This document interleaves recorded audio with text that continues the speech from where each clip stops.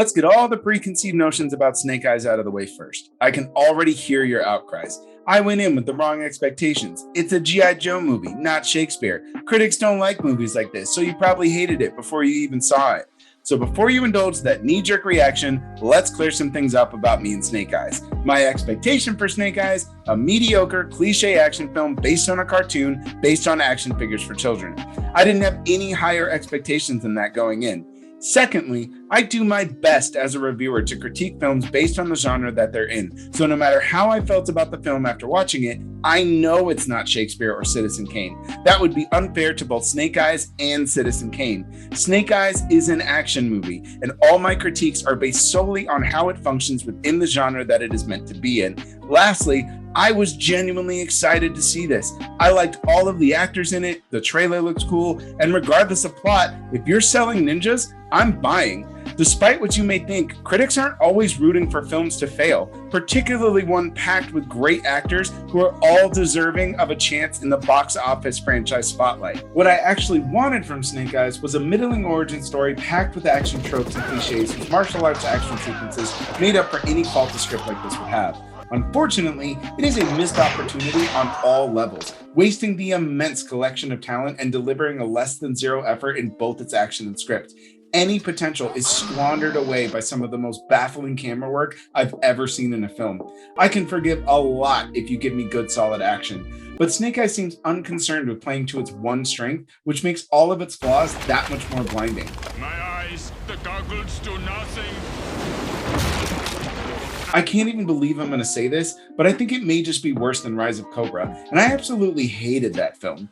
I'm omitting the director and writer's last names here because after 50 takes, I still can't say either one right, so we're just going to go ahead and say it was directed by German director Robert S. and written by Greek writer Evan S. Snake Eyes follows every single origin trope you can imagine, as if it was constructed in a writer's room with a whiteboard that read, "This is an origin story," and they created the entire plot by simply checking off all the boxes. Our hero has a traumatic experience as a kid, grows up to hit rock bottom, gets an opportunity for revenge, becomes entangled in a web of friendship and betrayal. Our hero gets tested, learns a few lessons, and ultimately completes his journey by saving the day. That is the bare bones of Snake Eyes, and plenty of other films like it, which would be fine if they weren't also trying to set up a new franchise with every single new character that gets introduced. Everything outside of this main plot feels forced and out of place, bloating the narrative and making the whole thing overly long and downright boring. If you're going to try and set up a franchise, Batman vs. Superman is not the template you want to be using for success. You're letting him kill Martha. What does that mean? Why did you say that name?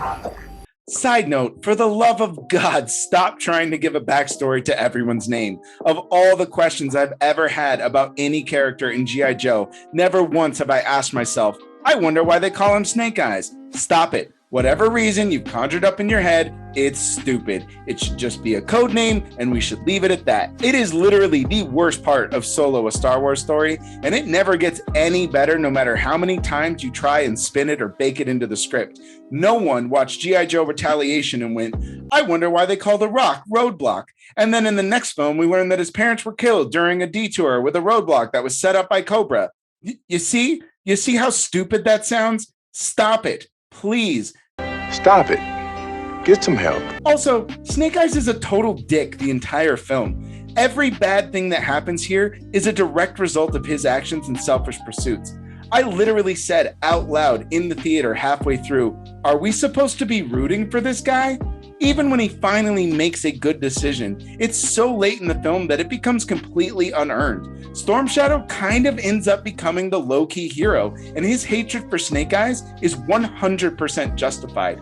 So much so that I think we need to start the hashtag Justice for Storm Shadow.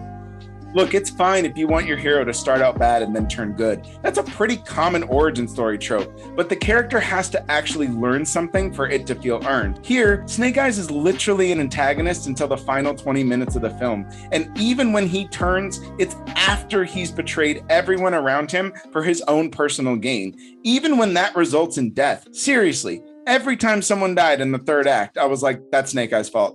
That one too. That guy? Yeah, that's your fault too, bro. As if that all wasn't bad enough, Snake Eyes decides to throw in a couple of giant, parable, out-of-left-field CGI anacondas to really drive home the snakes and the eyes in Snake Eyes. I'm not kidding about that either. I'm talking big, giant, early 2000s snake monsters that look about as good as the Scorpion King that somehow slither their way into the plot as an integral piece of the story. It reminded me a lot of the giant metal robot spider in Wild Wild West, where some producer refused to pony up funding unless they put this thing in a movie. So they rewrote the entire ending of the film just to secure the capital to get the film made. The snakes in Snake Eyes feel exactly like this, and it is mind-blowing that anybody thought this was a good idea. But the bad ideas don't stop there, because with all of that, I could still walk away with an okay feeling if the action was worth it. Spoiler alert, it's not. Snake Eyes wastes its entire cast of competent actors and martial artists by filming all of the action with extreme shaky cam and bizarre cuts. Editor Stuart Levy somehow believes that the best action is action we never, ever see. It ends up just being a film with almost no actual action, just a bunch of action setups and set pieces that constantly cut away before anything gets going or zooms in and holds steady on people posing mid-fight. Seriously, Yelena would hate this film. The action should be the saving grace of Snake Eyes, and I can't stress enough how poorly it's filmed. Imagine you're watching The Matrix, and Neo and Trinity enter the lobby to rescue Morpheus. The slow-mo is there, the guards come rushing out and point their guns at the heroes, the tension and the stage is set for one hell of an action sequence. Neo and Trinity look at each other, and then bam! It cuts away to another Morpheus and Agent Smith scene having a chat about humanity for 2 or 3 minutes. Then we go back to the lobby, all the guards are dead, Neo and Trinity walk to the elevator, pose, and scene. That is just about every single action sequence in the third act, the rest being indecipherable shaky cam, like a home movie your dad is trying to make, but he's had a few, so it's mostly you going in and out of frame as he films the grass and forgets he's holding the goddamn camera. Snake Eyes has some of the worst filmed action I have seen in a long time. None of these faults fall on any of the actors, who are vastly underutilized and poorly written. Henry Golding and Andrew Koji are terrific actors, and Koji is a great fighter whose skills we don't get to see here. Same with Iko Uwais, who is easily one of the best martial arts actors working today. He might as well not even be in this thing, as all of his talents are completely wasted and never explored. Samara Weaving as Scarlet is crammed in here for no other reason than to remind us that this film is somehow connected to the G.I. Joe verse. Ugh, I hate myself for even saying that out loud. And it seems that she was only on set for 1 day so that they could use her name on the poster. Ursula Cabero as the Baroness is also doing the most with what she has, like many of the others. And you can tell she's having a lot of fun, but her charming presence, especially when briefly paired with Weaving, which is easily one of the best scenes in the entire movie. And now I want those two to star in literally anything together, and I'll be their front row opening night and know that's not just because I have a huge schoolboy crush on both of them. It all just leaves far too much to be desired. Everyone in Snake Eyes is limited by what's written and wasted by what's not shown. They're all forced to do more than they should, giving us glimpses of promise and hope, only to be squandered away by bad writing and even worse editing and camera work. It's a disservice to great actors who clearly want to be a part of something, but end up getting stuck in whatever the hell this is supposed to be. I want all of these actors to get their due, as well as more opportunities to do their talent justice. So if you want to see Henry Golding shine, watch Crazy Rich Asians. If you want to see what Andrew Koji is actually capable of, both in range and fighting, watch Warrior.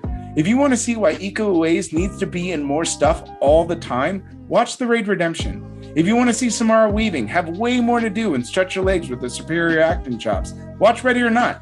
If you want to see Ursula Cabero absolutely slay it on screen with powerhouse performances episode after episode, watch Money Heist. Whatever you do, just don't watch Snake Eyes, because frankly, you can't see anything anyway. Now you know. Knowing is half the battle.